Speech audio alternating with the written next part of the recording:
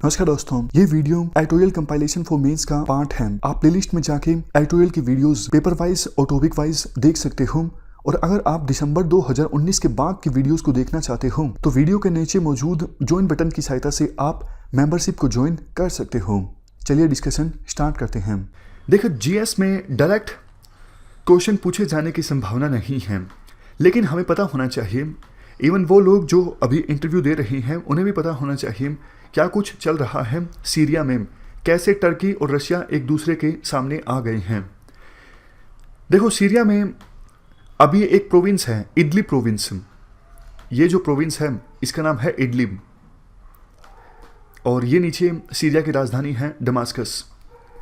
ये जो प्रोविंस है ये काफ़ी ज़्यादा इंपॉर्टेंट है, बॉर्डर के साथ लगता है, टर्की बॉर्डर के साथ लगता है, तो लोकेशन काफ़ी ज़्यादा स्ट्रेटेजिक है। दो नेशनल हाईवेज यहाँ से होके गुजरते हैं, M4 एंड M5। ऊपर नॉर्थ में है एलेप्पो और नीचे साउथ में है दमास्कस। काफ़ी इंपॉर्टेंट है स्ट्रेटेजिकली ये प्रोविंस। अभी इस पर किसका कब्जा है? किसी एक एक्टर का कब्जा नहीं है इस प्रोविंस में। कुछ सीरियन रिबल्स भी अपना होल्ड यहाँ पर जमाए हुए हैं, और कुछ जिहादिस्ट फोर्सेस जिनको समर्थन प्राप्त है टर्की का, उनका भी यहाँ पर होल्ड है। जबकि सीरिया की सरकार यानी असद सरकार जो है वो सीरियन रिबल से और जिहादिस्ट फोर्सेस से इस प्रोविंस को आज़ाद करवाना चाहती है। असद सरकार को समर्थन दिया जा रहा है ईरान के द्वारा और रशिया के द्वारा। 2015 के बाद से ही रशिया जो है वो सीधा सीधा असद रेजीम को यानी असद की जो सरकार है सीरिया में उसको सपोर्ट करता आया है। ईरान भी असद को सपोर्ट करता है।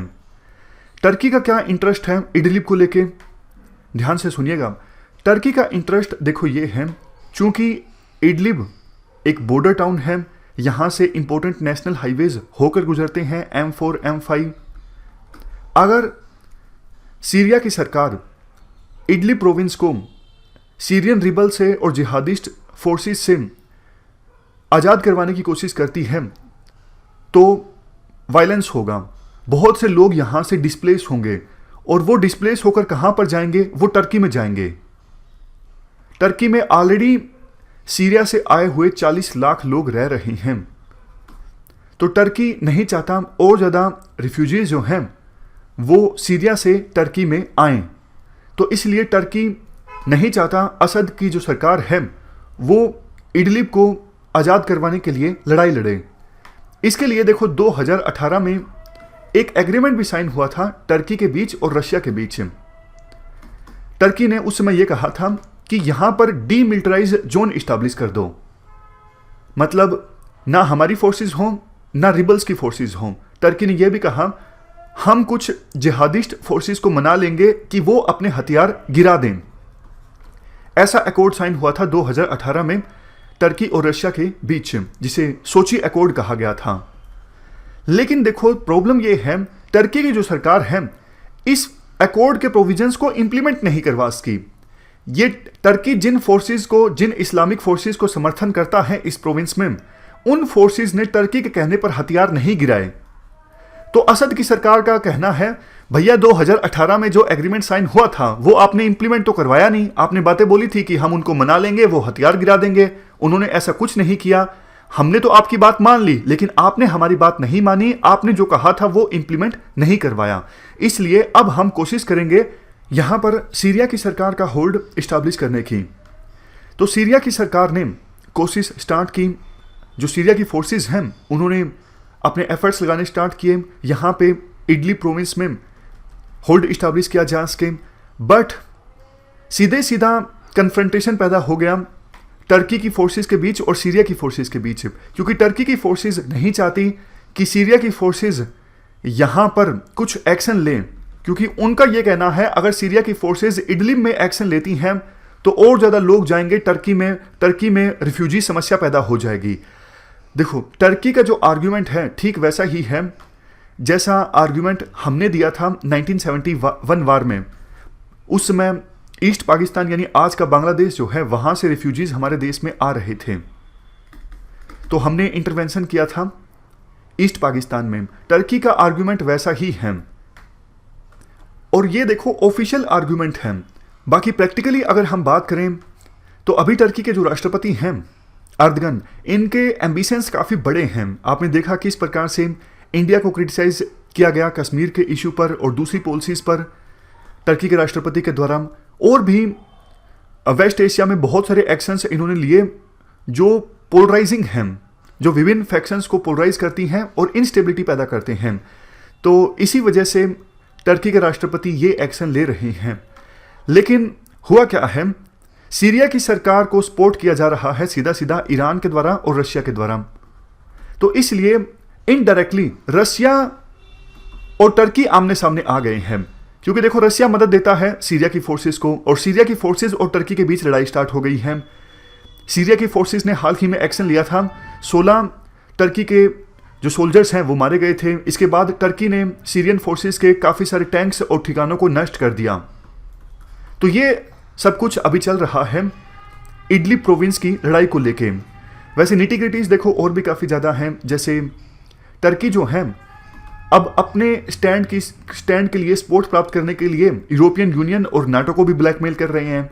ये टर्की ये बोलता है अगर यूरोपियन यूनियन हमारा समर्थन नहीं करता है तो हम आगे गेट्स खोल देंगे और ये रिफ्यूजीज जो अभी हमारे देश में हैं वो आपके देशों में आ जाएंगे। टर्की देखो जोड़ता है एशिया को यूरोप से। टर्की का 98% जो हिस्सा है वो एशिया में है, 2% हिस्सा यूरोप में है। तो यूरोप में एंटर करने के लिए टर्की के थ्रू जाया जा सकता है। 2016 में पैसे दिए थे यूरोपियन यूनियन ने काफ़ी सारे टर्की को कि भैया आप अपने गेट बंद रखो, आप रिफ्यूजीज को यूरोप में एंटर ना करने दो। तो टर्की ने पैसे लेके गेट बंद कर दिए थे और रिफ्यूजीज को यूरोप में नहीं जाने दिया था। बट टर्की अभी धमकी दे रहा है कि आप हमारा समर्थन कीजिए, अदरवाइज हम गेट खोल देंगे और जो सीरियन रिफ्यूजीज हमारे देश में हैं वो यूरोप में एंटर कर जाएंगे। तो ये ब्लैकमेल करने की रणनीति है टर्की के राष्ट्रपति अर्दगन की। एक और इंपॉर्टेंट चीज देखो यहां पर, आपको याद होगा यूएसए और टर्की के बीच काफी सारी टेंशन्स पैदा हो गई थी पिछले कुछ दिनों में, क्योंकि टर्की जो है वो रशिया से डिफेंस सिस्टम परचेज कर रहा था और कुर्दिश ठिकानों पर टर्की के द्वारा अटैक किया जा रहा था, जो यूएसए को अच्छा नहीं लगा। इसलिए यूएसए और टर्की के बीच काफी टेंशन्स पैदा हो गई थी। लेकिन टर्की अभी भी एक नाटो एलाई है और यूएसए भी नाटो में है, टर्की भी नाटो में है। तो टर्की को अब यह लगने लगा है कि रशिया जो है वो एक रिलायबल पार्टनर नहीं है, क्योंकि रशिया अभी भी सीरियन फोर्सेस को सपोर्ट कर रहा है और सीरियन फोर्सेस लड़ाई लड़ रही हैं टर्की के साथ। लेकिन इडलिब प्रोविंस की लड़ाई को लेके यूएसए ने समर्थन किया है टर्की का। तो टर्की को अब यह लगने लगा है कि रशिया एक रिलायबल पार्टनर नहीं है, यूएसए शायद एक अच्छा पार्टनर है। तो ये जो कन्फ्लिक्ट है अभी चल रहा है, 5 मार्च यानी कल जो है रशिया के राष्ट्रपति पुतिन और टर्की के राष्ट्रपति आपस में मिलेंगे। क्या हो गया इमेज को, ये कोई सॉल्यूशन फाइंड आउट करने की कोशिश करेंगे, कैसे ये जो लड़ाई चल रही है इडलिब प्रोविंस को लेके, कैसे इस लड़ाई को सुलझाया जा सकता है, कैसे ये इंश्योर किया जा सकता है कि रशिया और टर्की आमने सामने ना आए। क्योंकि फिलहाल देखो रशिया और टर्की इनडायरेक्टली आमने सामने हैं। सीरिया की जो फोर्सेज हैं वो तो प्रोक्सी हैं, सीरिया की फोर्सेज को समर्थन किया जा रहा है रशिया के द्वारा। इस डिस्कशन में फिलहाल इतना ही है। Thank you very much for discussion.